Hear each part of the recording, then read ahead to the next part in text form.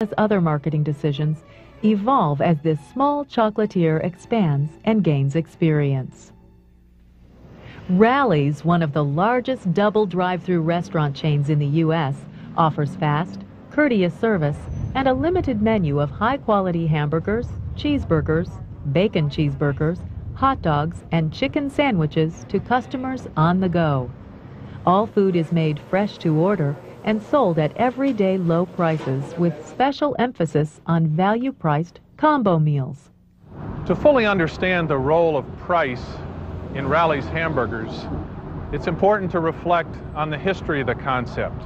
When Rally's pioneered the double drive-through hamburger concept in the mid-'80s, we were the first to take everyday low pricing, 99-cent hamburgers, to the consumer.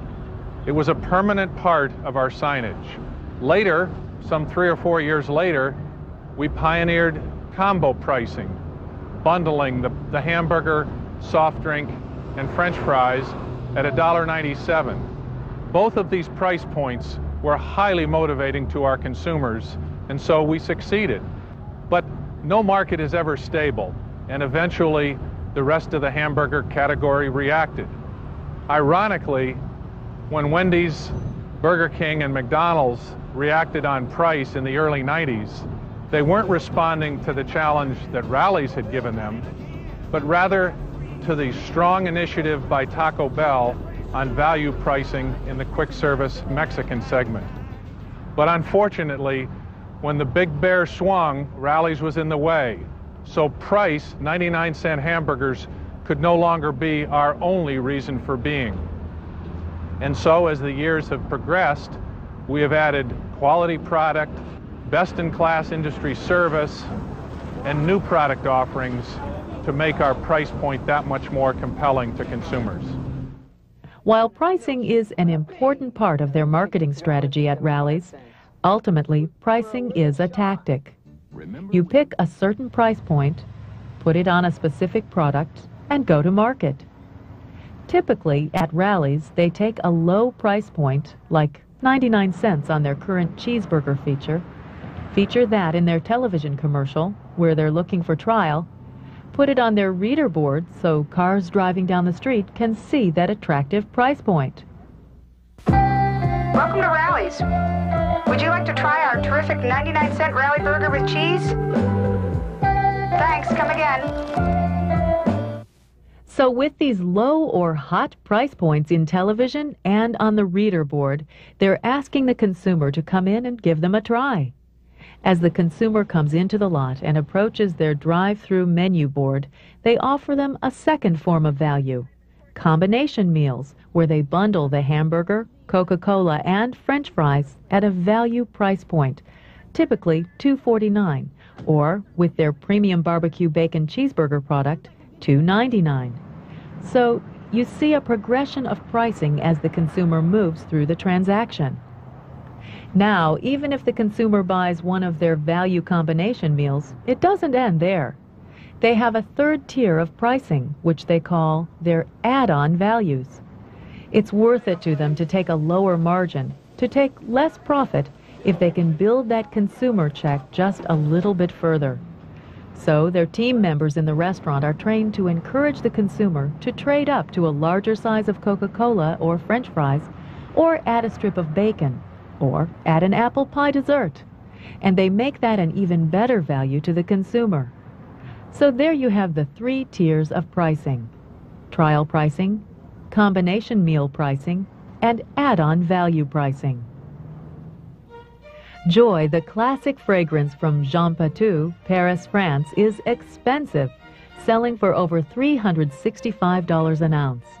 Yet this famous perfume delivers value to its customers through exceptional quality and an image rich with meaning.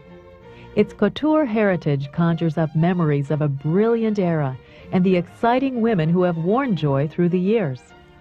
A touch of Joy evokes feelings of luxury, femininity, prestige, and status. It is the ultimate fragrance a man can give to a woman. Its use stimulates fond memories of the gift giver.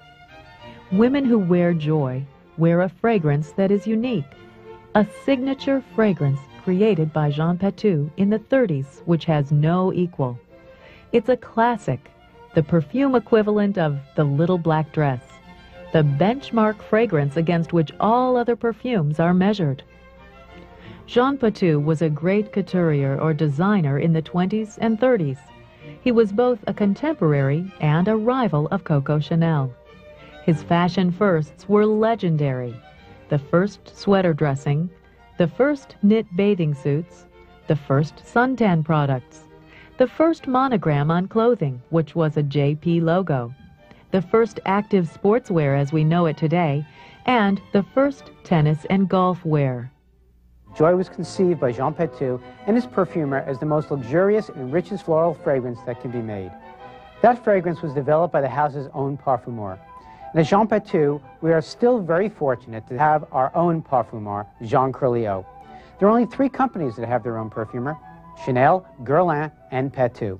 Mr. Curlio has 2 responsibilities. The first, of course, is the development of new fragrances, which he does on a constant basis, sort of like an artist creating new works. The second is the actual production of the product.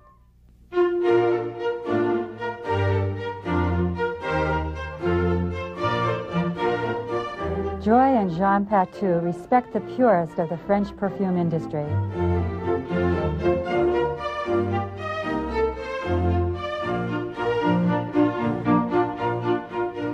A perfume is in many ways collaborative. Advice comes from everyone. It begins with the raw materials, a collection of fragrances. The perfumers have a palette from which to work. When the process begins, it's very creative. The perfumer thinks about a certain type of woman in mind. A perfume is a combination of many things. A perfume is the maker of dreams, a bearer of emotion. When developing a formula, it must be reproduced in sufficient quantities. The necessary raw materials must be bought. There are always adjustments to get the desired results. In the case of Joy, large quantities of roses are required. The jasmine comes from the lush hills of grass, high on the hills above the beautiful and world-famous French Riviera. We have our own special techniques in the processing of the fragrances. Concrete is drawn to an absolute, or base. It requires 6 to 7 million jasmine flowers. It requires 8 to 10,000 roses. The manufacturing process takes 3 to 4 months for a perfume. The quality control in the manufacturing process is critical if you are to have a world-class fragrance such as Joy. Technicians are trained to maintain the highest integrity level possible as part of the fragrance development and subsequent manufacture.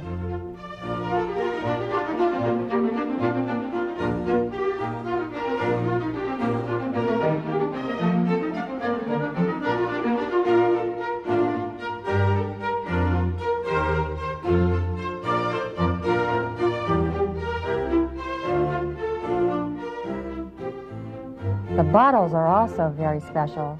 They're created in the purest traditions of the glass-making industry. The bottles go through the hot glass stage. They are molded, pinched, then cooled. The temperature during the hot glass stage reaches 1350 degrees. Once cooled, they are again heated to 600 degrees to give the glass additional strength and resistance.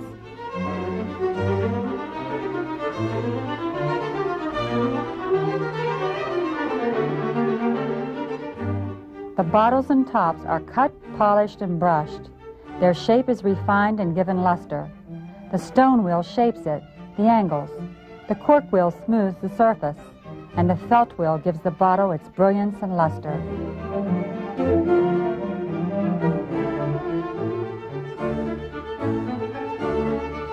Finally, the bottle is decorated with real leaf of gold.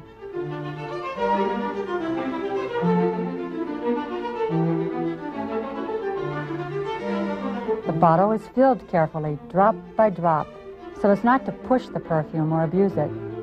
The bottle and tops are carefully fitted together, ground against each other, making the bottle and top always one of a kind.